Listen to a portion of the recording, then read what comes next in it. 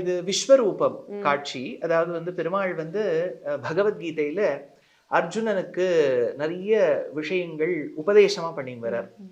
அதுல வந்து அவனுக்கு சில சந்தேகங்கள் ஏற்படுறது. அப்போ பெருமாள் அதை நிவர்த்தி பண்றதுக்காக என்ன சொல்றார், நான் யாருன்னு நீ நினைச்சேன், உன்னோட கூட பழகி உன்னோட விளையாடி ஆடி பாடி ஒரே தட்டுல இப்படி இருக்கோங்கிறதுக்காக என்ன சாதாரணப்பட்டவன் நினைச்சுடாத. நான் ஏதோ என் சௌலபியம்காக இறங்கி வந்திருக்கேன் ஒரு பக்தனை தேடி. நான் யார் என்று பார் அப்படின்னு சொன்ன ஒரு விஸ்வரூப காட்சி. அது 11வது அத்தியாயத்துல விஸ்வரூப அத்தியாயம்னு பேர். பெருமாள் வந்து தன்னுடைய அந்த வடிவழகையும் அந்த அலௌகிகமான ஒரு திருஷ்யத்தையும் எப்படி இப்பெல்லாம் ஒரு ஸ்பெஷல் காகுல்ஸ் கொடுத்து பாக்குறோமோ, இந்த எக்லிப்ஸ் போது திவ்யம் ததாமி தே சக்ஷுங்கிறார். நான் உனக்கு உயர்ந்த கண்களை கொடுக்குறேன், அந்த கண்ணை வைத்து என்னை பார்த்தா அப்படிங்கிறார். அதனால ஏற்பட்ட ஒரு விஸ்வரூபம் வச்சுக்கோங்க. அந்த சங்குங்கிறது முதல் அத்தியாயத்துல பகவத்கீதையில யார் யாரெல்லாம் எந்தெந்த சங்கு ஊதினார்னு சொல்றான்.